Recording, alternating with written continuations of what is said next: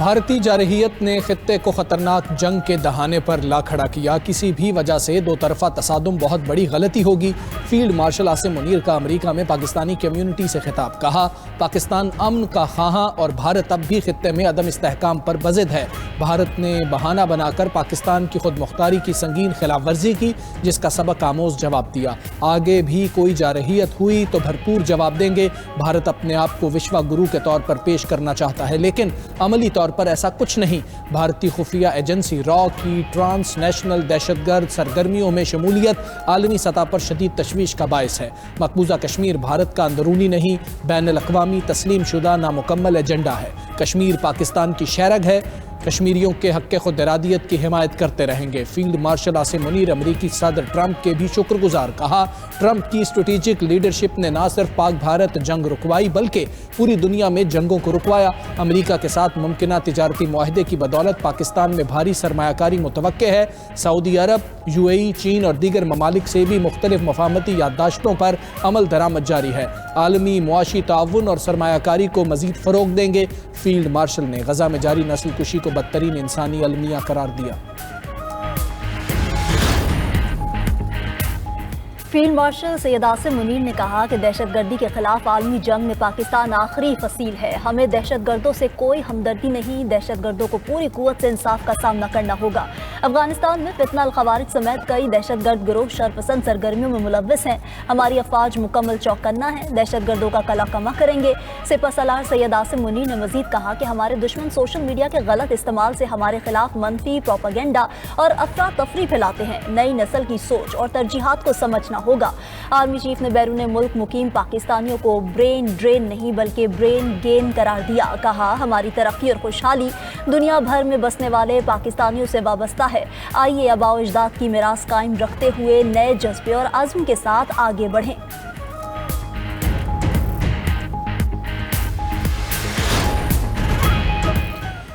Field marshal Syed Asim Munir کا امریکہ کا سرکاری دورہ۔ امریکی سیاسی و عسکری قیادت سے ملاقاتیں۔ ISPR کے مطابق فیلڈ مارشل نے امریکی سینٹ کام کے کمانڈر جنرل مائیکل کوریلا کی ریٹائرمنٹ کی تقریب میں شرکت کی۔ جنرل کوریلا کی شاندار قیادت کو سراہا۔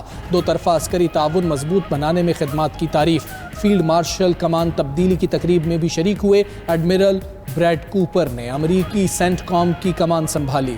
فیلڈ مارشل کی ایڈمرل بریڈ کوپر کو نئی ذمہ داریاں سنبھالنے پر مبارکباد۔ پاک امریکہ عسکری تعاون کے تسلسل پر اعتماد کا اظہار۔ کہا، باہمی تعاون سے مشترکہ سیکیورٹی چیلنجز کا مقابلہ کیا جائے گا۔ فیلڈ مارشل کی chairman joint chiefs of staff general Dan Caine سے بھی ملاقات۔ پاکستان کے دورے کی دعوت دی۔ فیلڈ مارشل کی دوست ممالک کے عسکری سربراہان سے بھی ملاقاتیں ہوئیں۔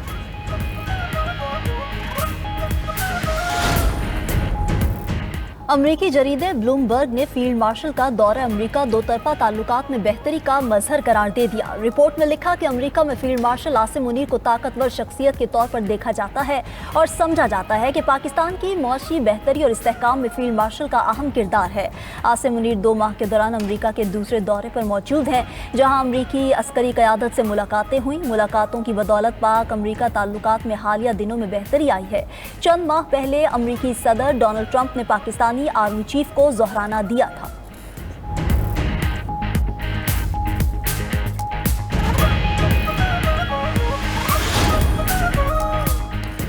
وزیر اعظم شہباز شریف کا آذربائیجان کے صدر سے ٹیلی فونک رابطہ۔ آذربائیجان اور آرمینیا کے درمیان طے پانے والے تاریخی معاہدے پر مبارکباد۔ صدر الہام علیوف کے بصیرت انگیز کردار کی تعریف کی اور تاریخی امن معاہدے پر امریکی صدر کے کردار کو خاص طور پر سراہا۔ وزیر اعظم نے کہا کہ پاکستانی عوام اس بنیادی مسئلے پر آذربائیجان کے عوام کے ساتھ ہیں۔ دونوں رہنماؤں نے دو طرفہ تعاون کے مثبت انداز پر اطمینان کا اظہار بھی کیا۔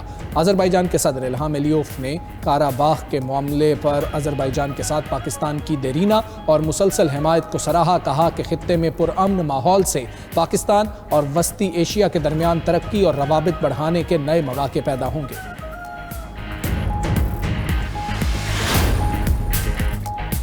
غزہ کی سنگین صورتحال پر اقوام متحدہ کی سلامتی کونسل کا ہنگامی اجلاس جاری۔ غزہ سٹی پر قبضے کے مجوزہ اسرائیلی منصوبے اور جنگ کی صورتحال پر تبادلہ خیال۔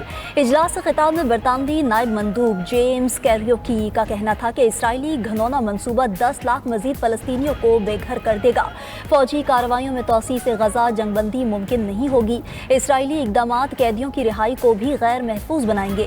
فرانس کے مستقل نمائندے نے کہا کہ اسرائیل غزہ شہر پر فوجی قبضے کا منصوبہ ترک کر دے۔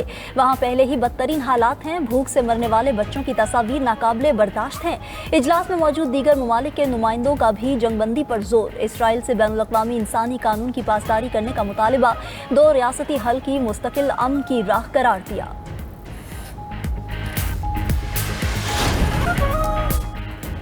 وزیر اعظم شہباز شریف سے بلوچستان سے تعلق رکھنے والے طالب علم اکرام اللہ کی ملاقات۔ اکرام اللہ کاکڑ نے راولپنڈی بورڈ کے میٹرک امتحان میں تیسری پوزیشن حاصل کی۔ شہباز شریف نے کہا کہ دیکھ کر خوشی ہوئی، اکرام اللہ اپنے ہدف کی جانب گامزن ہے۔ وزیر اعظم نے بہترین کارکردگی پر طالب علم اکرام اللہ کو تحفہ بھی دیا۔ طالب علم اکرام اللہ کا ملک و قوم کی خدمت کے عزم کا اظہار۔ وزیر اعظم نے 2022 میں اکرام اللہ کے تعلیمی اخراجات اٹھانے کا اعلان کیا تھا۔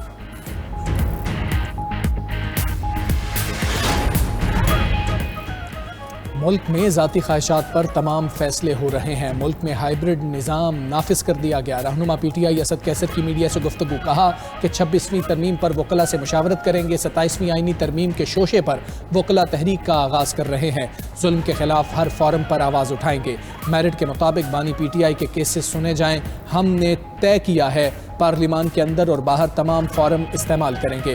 وزیر اطلاعات عطا تارڑ نے اسد کیسر کی پریس کانفرنس کو گمراہ کن اور حقائق کے منافی قرار دے دیا۔ کہا 9 مئی کو سازش رچائی گئی، ریاستی اداروں پر حملے ہوئے، اس سنگین جرم پر قانون کے مطابق سزائیں سنائی گئیں۔ ان سزاؤں کے تمام فیصلے شفاف اور فیئر ٹرائل کے بعد ہوئے۔ حکومت کو پی ٹی آئی سے کوئی خطرہ نہیں، پی ٹی آئی عوامی طاقت کھو چکی ہے۔ سینیٹر عرفان صدیقی کا کہنا ہے کہ پی ٹی آئی کا 14 اگست کی تقاریب کو احتجاجی رنگ دینا 9 مئی سوچ کا تسلسل ہے۔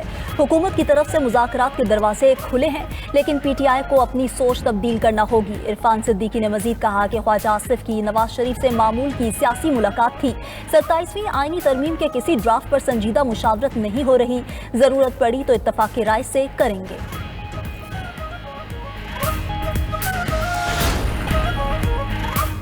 جشن آزادی کی تیاریوں کے لیے پاک فضائیہ کے طیاروں کی ریہرسل پروازیں۔ 14 اگست تک دن میں 2 گھنٹے کے لیے اسلام آباد ایئرپورٹ پر فضائی آپریشن معطل رہے گا۔ پاکستان ایئرپورٹ اتھارٹی نے نوٹم کے ذریعے تمام ایئر لائنز کو آگاہ کر دیا۔ پاک فضائیہ کے جنگی طیارے صبح 11 سے دوپہر 1 بجے تک ریہرسل کریں گے۔ پروازوں کی بندش کا دوسرا دورانیہ رات 8 سے 10 بجے تک ہوگا۔ یوم آزادی اور مارکہ حق کی تقریبات کے باعث مارگلا ٹریلز بند کرنے کا بھی فیصلہ۔ 12 اور 13 اگست کی رات اسلام آباد کی 4 ٹریلز شہریوں کے لیے بند رہیں گے۔ نوٹیفیکیشن کے مطابق ٹریل 2، 3، 4 اور 5 عام شہریوں کے لیے مکمل طور پر بند رہیں گے۔ یوم آزادی اور مارکہ حق کی تقریبات جناح اسٹیڈیم سپورٹس کمپلیکس میں ہوں گی۔ آزادی کا جشن بھی، قومی ذمہ داری بھی۔ ارض پاک کو موسمیاتی تبدیلی کے اثرات سے بچائیں، پودا لگائیں، تصویر بنائیں اور بھیج دیں 92 نیوز کے واٹس ایپ نمبر پر۔ ہمارا واٹس ایپ نمبر آپ کی اسکرینز پر۔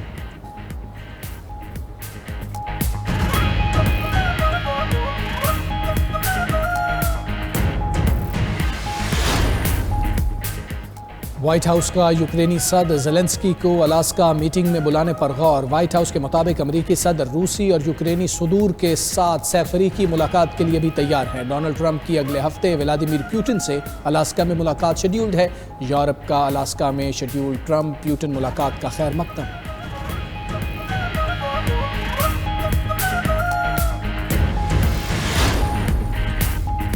اسرائیلی فورسز کا شامی صوبہ قنیطرہ کے کئی قصبوں اور دیہات پر دھاوا۔ اسرائیلی فوج کی درجنوں دیہات میں تلاشی مہم، متعدد چیک پوسٹیں قائم کر دی۔ خبر ایجنسی کے مطابق اسرائیلی فوج نے شامی سرحدی علاقے میں بفر زون پر بھی قبضہ کر لیا۔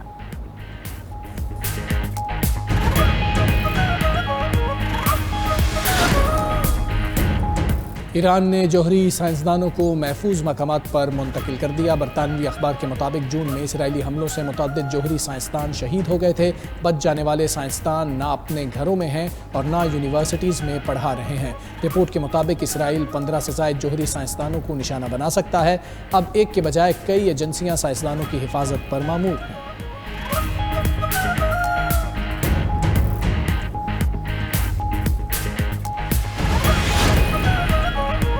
امریکی ریاست وسکانسن میں شدید بارشوں کے بعد سیلابی صورتحال، متعدد سڑکیں زیریاب، گاڑیاں سیلاب میں پھنس گئیں۔ ویسٹ ایلس میں جاری سالانہ عوامی میلے میں نمائشی سٹالز پانی سے بھر گئے۔ ادھر شمالی بھارت میں مانسون بارشوں سے تباہی، سیلاب سے بھارتی دریاؤں میں طوفانی۔ ہماچل، اتراکھنڈ، دہلی، پنجاب، ہریانہ، راجستھان متاثر۔ یوپی اور بہار کے لیے بارشوں کا نیا الرٹ جاری۔ اتراکھنڈ میں کلاؤڈ برسٹ سے لاپتہ 100 افراد تاحال نہ ملے۔